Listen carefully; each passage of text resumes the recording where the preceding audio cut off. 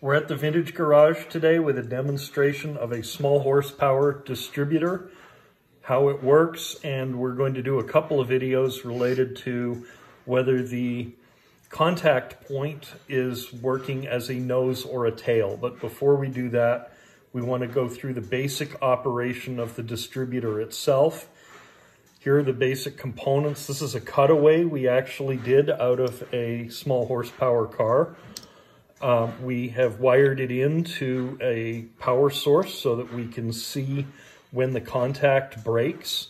So when the ignition contact breaks, the light goes out. We have key components. This is the cam. Each time this raises the points, it opens and therefore breaks the circuit, collapses the field in the coil, and creates a spark. Here we have a condenser that would be either hooked up here or originally hooked up here. That acts as sort of a buffer in the circuit. And then we have the point gap, which occurs in here. It's 18 thousandths of an inch at its widest opening point. And that will actually change as this little block, called the rubbing block, wears away over time.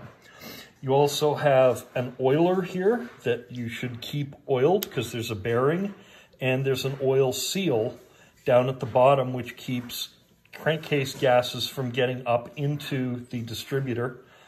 And then you have two main functional parts. One is the ability of the top itself to rotate independent of the cam. And if I move the cam into the right spot, you can actually see that you can rotate it all the way over the lobe with the light coming on and off. You also have the flyball governor advance, which is set off of these bars, and as they turn, as they rotate, you can see the cam itself rotate, this being the cam up here. So you have a fair amount of actual variability. That's your steering wheel, that's the flyball governor, which the faster the engine runs, the further it automatically advances things.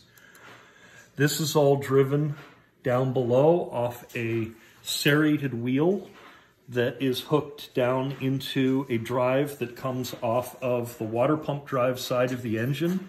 You can see fixed pictures of this in our Goshawk Society article.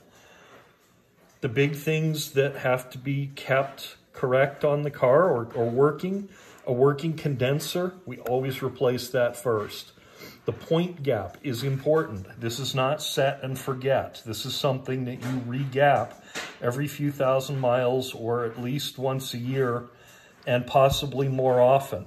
The point gap will change as it erodes or as this rubbing block, this is a piece of basically fiber, red fiber, wears away, and that closes up the points. And when the points close up, now all of your timing is off. We've got 2 more videos coming.